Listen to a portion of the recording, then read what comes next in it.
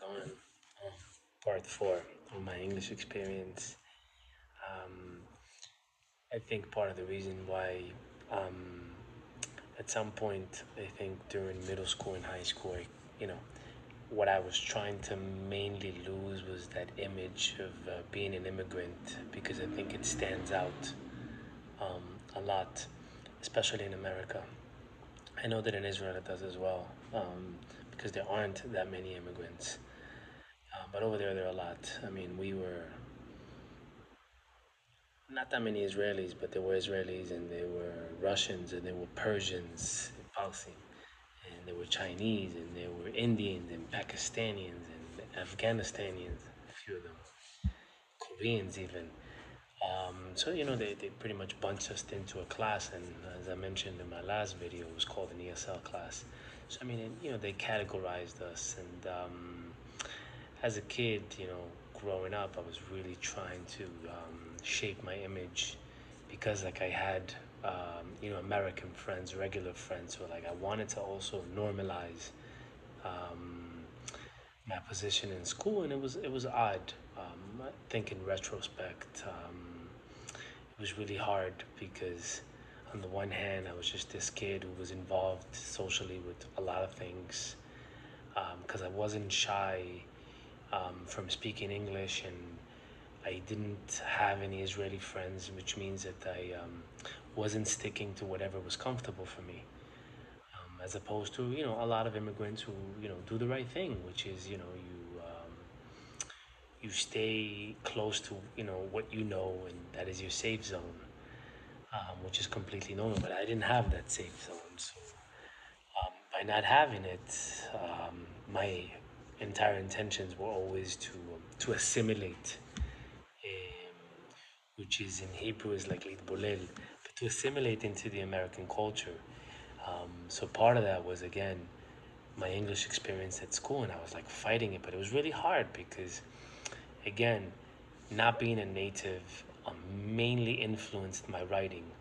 And what I meant was is that it's like my ability to phrase myself properly, for my sentences to be coherent and cognitive enough. Um, and I remember that part of a lot of the feedback that I was getting was just that a lot of the stuff that I was writing didn't make any sense.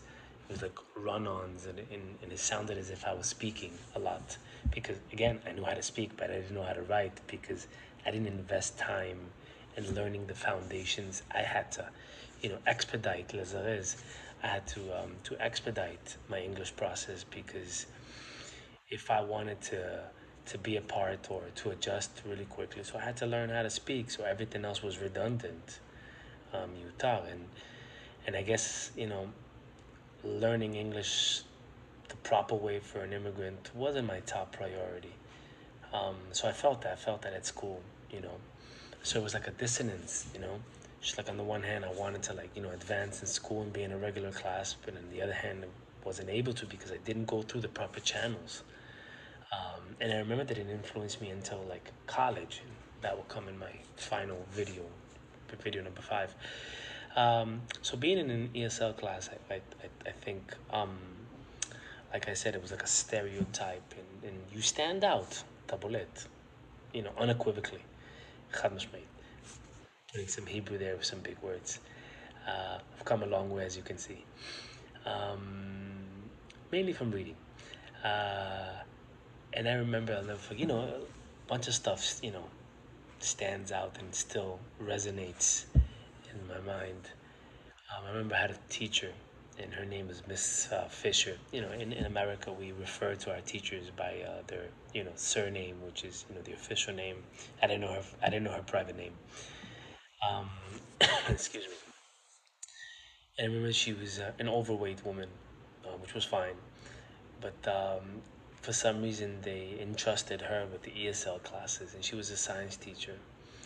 And I remember that I was always intimidated by science. I think I mentioned it. It just wasn't one of my strongest suits. And but coming into her class, I remember in eighth grade, Kita Chet, sat down, and the first thing she does, and she starts sniffing.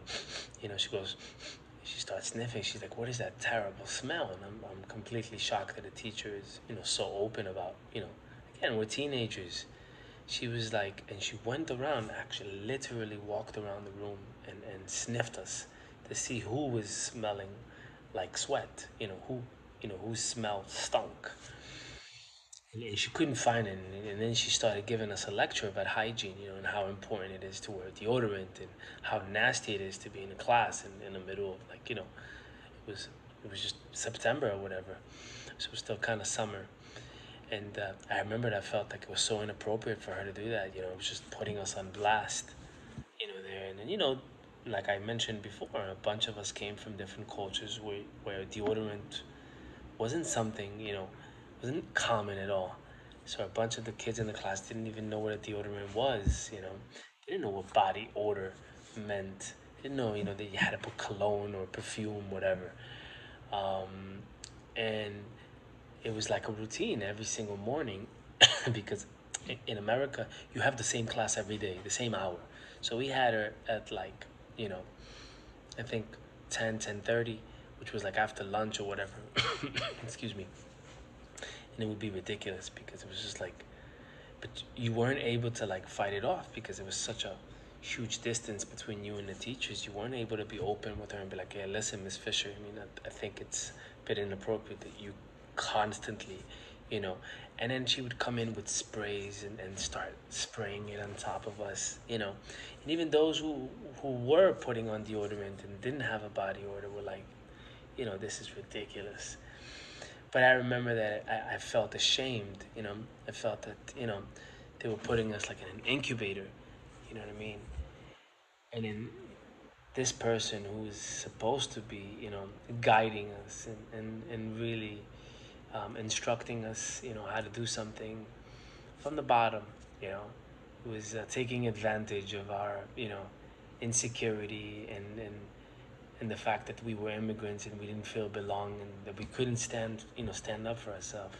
So I mean, my English experience was definitely revolving her and how she made me feel for an entire year, for the simple fact that she never, let it go, where it was just, yeah, you're an immigrant, so you guys smell different. Yeah, you're an immigrant, so you guys, your comprehension level is different, And if someone didn't understand something, she would say, hey, you see, there you go, because you're not from this country, so you don't know something.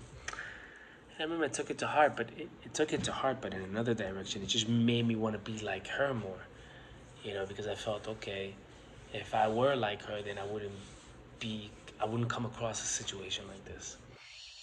But here's to Miss Fisher, wherever she is. Thanks, guys. Have a lovely evening.